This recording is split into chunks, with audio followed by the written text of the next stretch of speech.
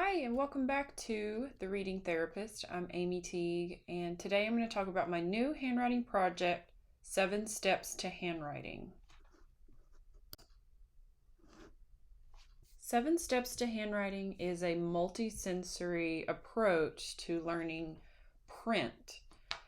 In particular, this focuses just lowercase. So my Multi-Sensory Manuscript Manual that goes with the 7 Steps to Handwriting, the sole purpose will be for lowercase, and then I'll be working on one for uppercase as well. But as a teacher, interventionist, dyslexia specialist, I've had students come in upper elementary, maybe for the first time seeing me, and I noticed pretty quickly with some of these kiddos when they're writing that they're forming their letters bottom up. And most of these kiddos that have trouble forming their letters, they don't necessarily love writing. Writing is not their favorite thing. And I will work with them to correct some of these habits, I like to call it, and show them the correct way to form their letters. And usually they're able to do this with some practice. Of course, the sooner you can catch the way they're gripping their pencil, the way they're forming their letters, and help them correct that, the better. I was in 3rd grade. My 3rd grade teacher, her name was Miss Fisher. She caught the way I was holding my pencil, which was quite awkward, and I didn't really realize it. And she helped show me the tripod method. And I remember thinking as a kid, like, I've been doing this for 3 years. Why change it now? But I really did reform the way I held my pencil. It changed the way I wrote. It helped me to be more fluent. And it was just one of those things that kind of got missed. And it's very easily gets missed unless you're sitting there one-on-one and looking at your child holding a pencil. And so part of what I do with this project is to help teach simple ways to develop these proper grip, proper formation, and hopefully it'll be helpful so that they're not, getting through elementary and just kind of forming their letters kind of under the radar. So my grip in 3rd grade was something like this. And my fingers are long, and I think that's probably why I developed the habit. It just felt comfortable, but I do remember it feeling a little awkward the way I wrote, and I wasn't the neatest writer, so I was a little bit of a messy writer. But I had the pencil in line with my pointer finger, and my thumb was supporting like this. So this is how I wrote, and I wasn't really using this finger at all. It was this long finger here that was forming my letters. And so she helped me too, which, we teach that you think of these 3 fingers, think of like a pilot, co-pilot. So your thumb and your pointy finger are really guiding the tip, and this middle finger is supporting it as well. Okay, so you've got this tripod method. And so when they pick up their pencil and flip, you want the end of the pencil to be pointing to the writing shoulder, the shoulder that they write with. Somewhat. And so you've got that nice tripod, and that's pointing here. And then they're, with print, they're somewhat starting up and working our way down. We also teach cursive, and really we teach cursive more for students with dyslexia or other reading or writing disabilities or difficulties because of the fluidity of the writing. You're not lifting your pencil, you write, it's all connected, then you stop, dot, and cross. So I do still teach that, and that is still important.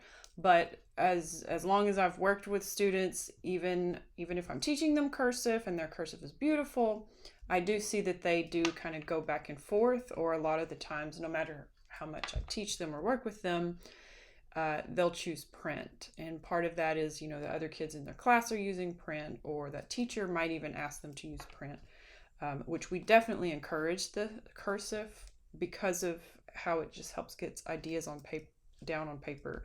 But again, just from experience, I know that they want print. And so if they're going to do print, I want to make sure that they're doing it as correctly and smoothly with ease as possible, because we want them to be able to focus on what they're writing. We don't want any more obstacles in the way, such as an awkward formation. And when you're going bottom up, it really does slow you down. So we want to teach them properly in a multisensory manner. So we're going to look at the multisensory manual now and go through some of the pieces there.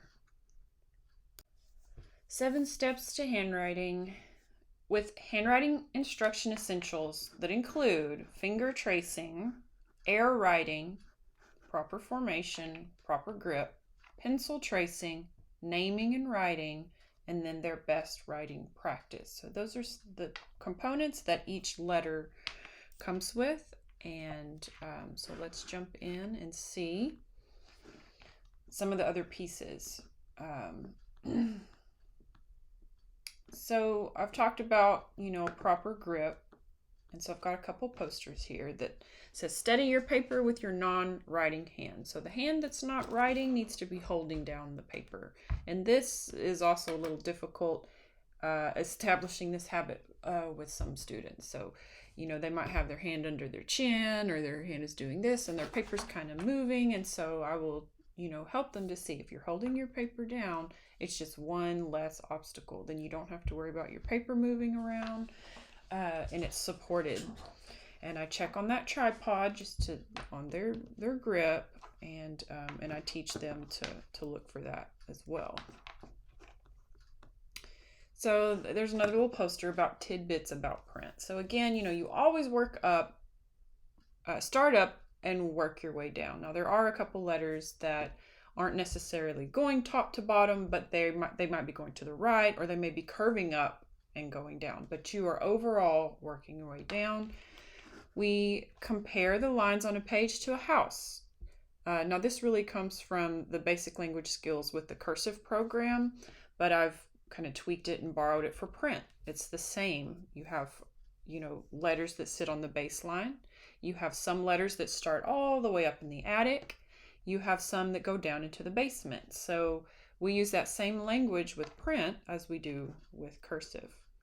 And so there's really only a few letters that you are stopping and lifting for, and that's F, I, J, K, T, X, and Y.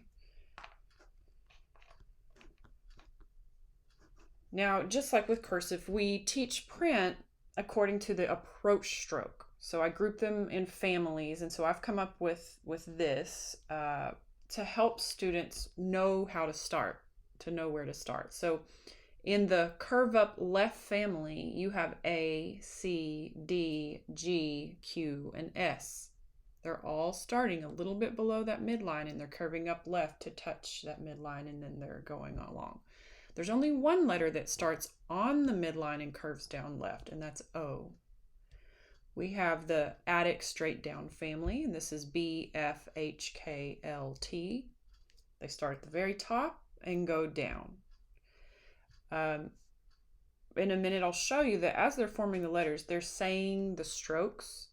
So this was also taught in basic language skills with cursive. It's one of those multisensory steps, but you name the letter first, and as you're forming the letter, you're saying those strokes, and all of that together just helps them remember, which is important for letters like B and D, because those get confused so easily just because of them being mirror images. Same thing with P and Q, which is very common and very normal.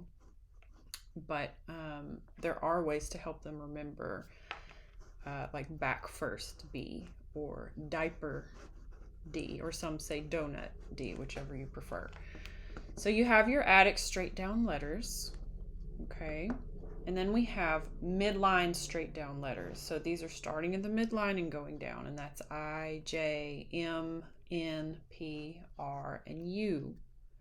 So, you could group these as, well, these are all the letters that have a hump. These are all the round, bubbly letters. But for me, I really wanted to give them that, where do I start the letter? Because if you can find exactly where to start, they tend to do fine from there.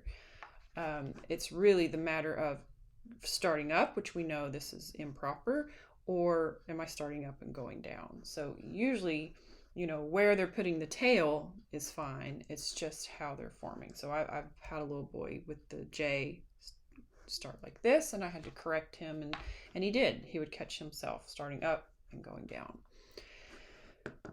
E is in a family of its own. It is a below midline straight right, whereas Z is midline straight right. So these two letters are starting off by going straight to the right. But I put E in a class of its own again because of where it starts. So it's starting, midway here below the midline, and it's going to the right, then curving up and around. And Z is going straight to the right, then diagonal and over. I had two E's in my name. I remember as a young child the difficulty with E and how to form those two E's. So, whatever helps them. And so this is just one way, giving it a family of its own as to how you're starting the letter. And then finally, we have the midline slant down right. And those are V, W, X, and Y.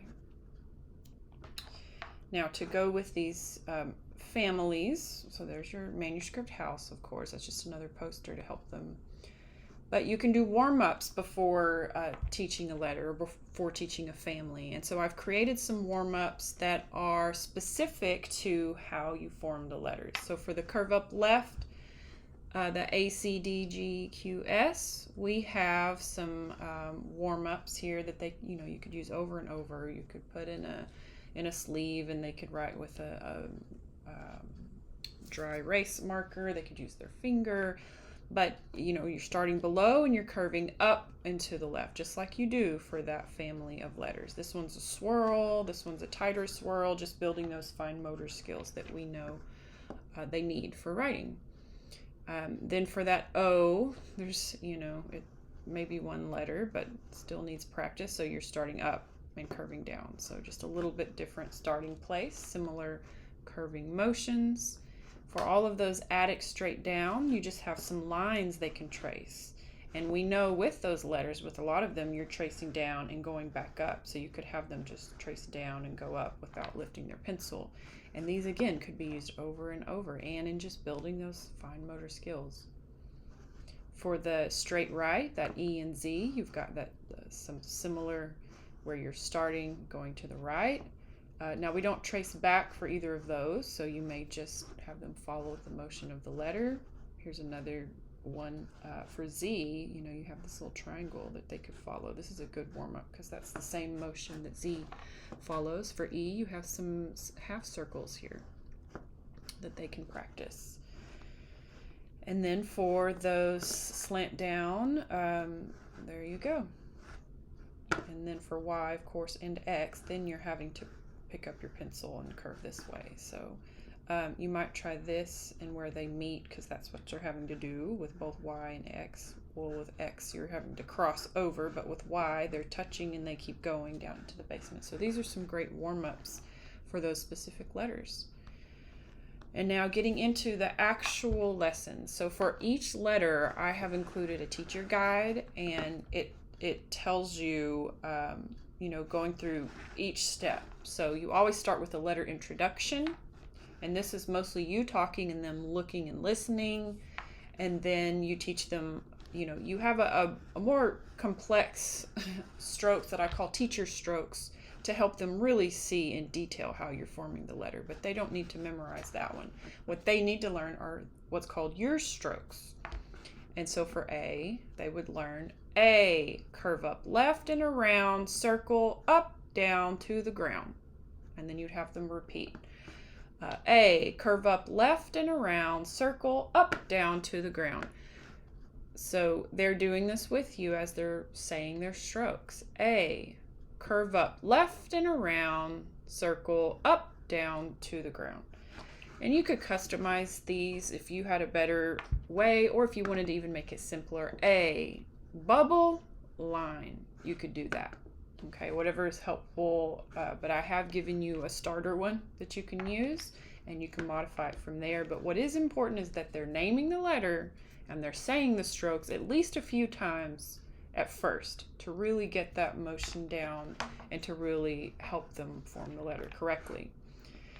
So I'll go ahead and show you the student page that they have while you're going over, that teacher guide. So every page looks very similar. They have a finger tracing, an error writing, a pencil tracing.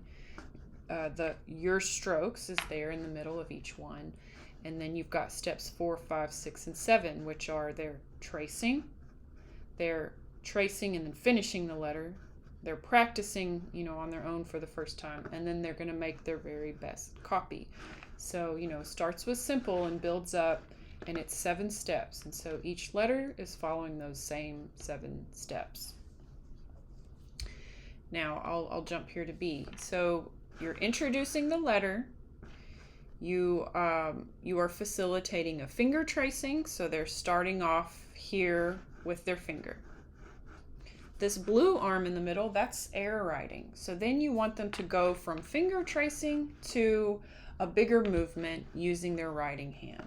And so error writing, they're using either 1 or 2 fingers, it's up to you, and you lock that elbow so it's pointing out straight.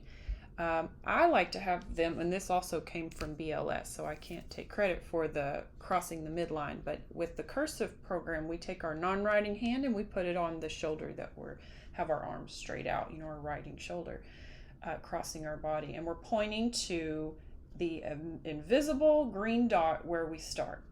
Now for cursive, we always start our lowercase letters on the baseline. With print, it's different, so you have to show them that green dot, and that's why I like to have them trace first and get an idea of where that green dot is, and then they're going to do it.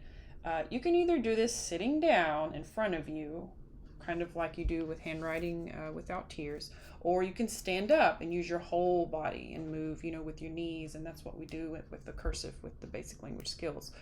So whichever works for you.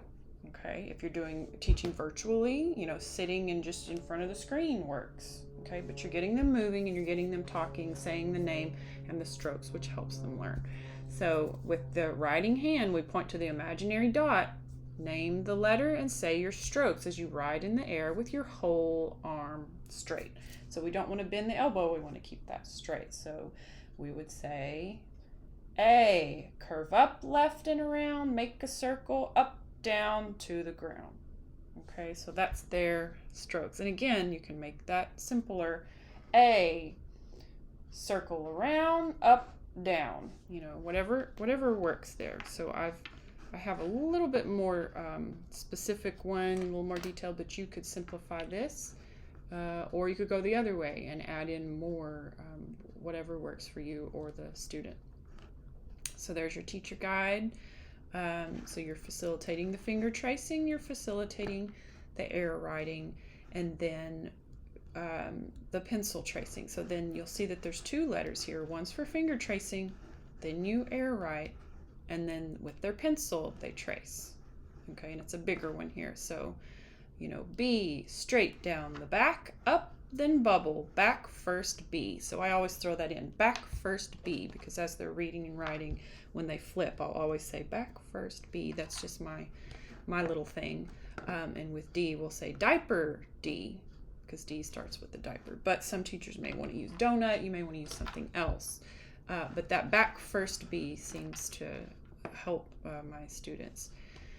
So after you have facilitated that finger tracing, then this is where they really are more independent. And so they're doing this on their own. I do encourage them to name and then say the strokes at least for one, but they can graduate that and then just practice here for these. What is important is that you're watching them start way up in the attic and go down and then bubble. Okay, for B, down and then bubble. Or if you want to use that b to attribute to the letter, back first B, back first B. So each letter is consistent with those 7 steps, building up to that independent pencil tracing.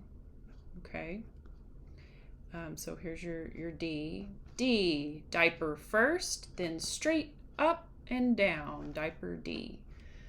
Of course, I use D, diaper, because of the the alliteration there, but donut could work as well.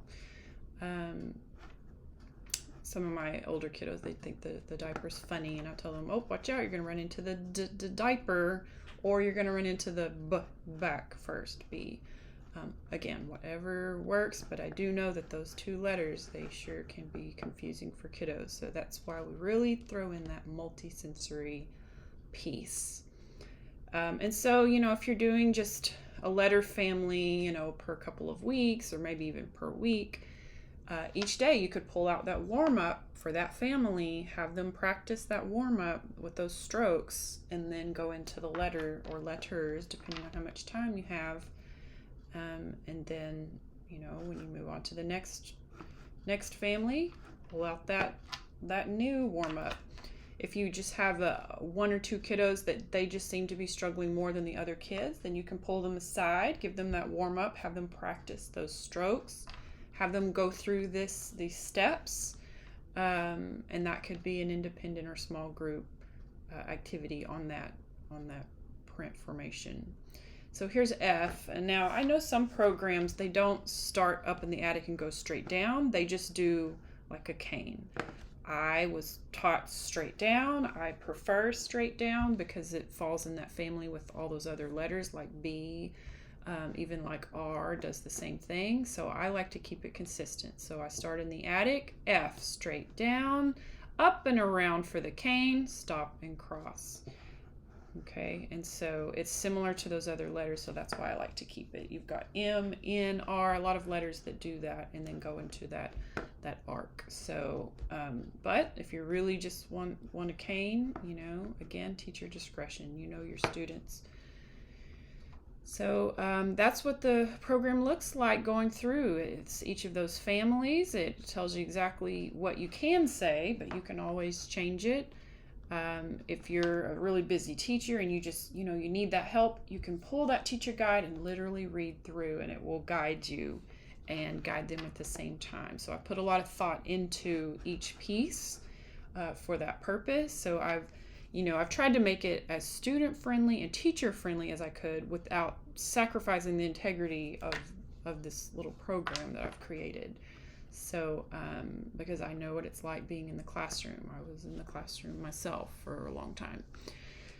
So that is 7 steps to handwriting, and just kind of scroll through here all the way through. And so, as many times as you need to practice a particular letter, once you get them to take ownership of those steps, and you're listening to them. Now, I will say it's real easy for them to skip some of those multi-sensory parts, but they really are helpful. That naming first and saying the strokes, whatever strokes you come up with, here's U, for example, U, down, curve, up, down. I tried to make some real simple, but again, make it work for you. Find something that you like. As the teacher, you're going to be the one using this verbiage and watching your kiddos and helping them, so you want it to fit you. But I did give you a place to start, and I gave you those 7 steps. So I hope that this is super helpful. I'll be working on those uppercase as well to go with these, but this was where I wanted to start.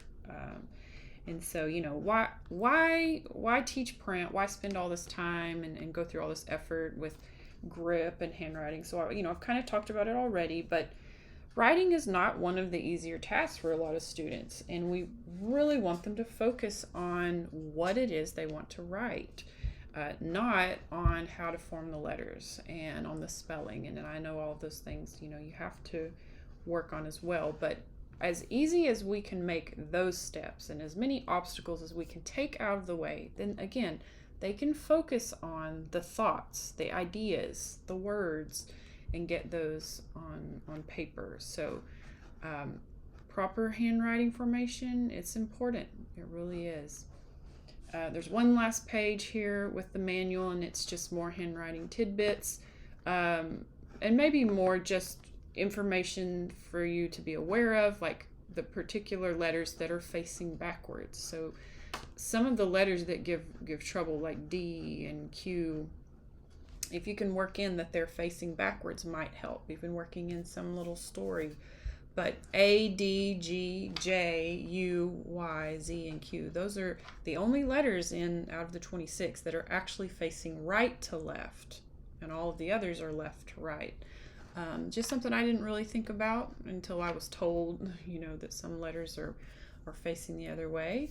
But we read left to right, so you can see how a letter facing to, right to left can be confusing because we don't read that way with English. And of course, we know those easily confused and transposed letters like B, D, P, Q. And I've seen some of my kiddos flipping, N, R, S, C. I've even seen H. And again, the variance and errors is dependent upon the learner, but these tend to be some that I have seen get flipped as well. And, sometimes it's developmentally appropriate, the flipping of letters. Sometimes if it goes too far and you're like, why is this, one student really struggling and they're struggling with spelling, that might be a time to get with your school's team or get with an expert and say, is there something more going on here, or is this like perfectly normal, and they can help you. But while you're working on that, you as a teacher can work with them using something like this multi-sensory program, and of course there are others out there to help them with those letters that they keep flipping, so that we can help them as much as possible. So what does that air writing look like? Okay, so if you're sitting, or like I said, if you're virtual and you just want them to work here in front of the screen, a modified version would be, putting your non-writing hand on your shoulder. I do find that's an important step. Either one or two fingers out, pointing to that imaginary green dot, keeping this arm locked, and then naming first. A, curve up, around, circle, up, down to the ground, whatever your strokes are. And so they are moving. Now this is a small motion. You could make it really big, or you could stand up and you could have them use their whole body and move their knees like we do with the cursive with basic language skills. So again, up to you, but that's what that air writing looks like. Some other places you can find me are at my website at www.ameeteague.com, and again, that's AIMEETEAGUE at The Reading Therapist. If you are interested in this resource or others, you can visit my store on Teachers Pay Teachers at Out of the Toolbox. And I'm also on social media such as Facebook at The Reading Therapist and Twitter at AMaveTay. Thanks again for stopping by The Reading Therapist. I hope this was helpful. I can get you started with print instruction, or at least give you some ideas. And if you like these tidbits and you want more, please like and subscribe. And I have more coming soon. Thanks again.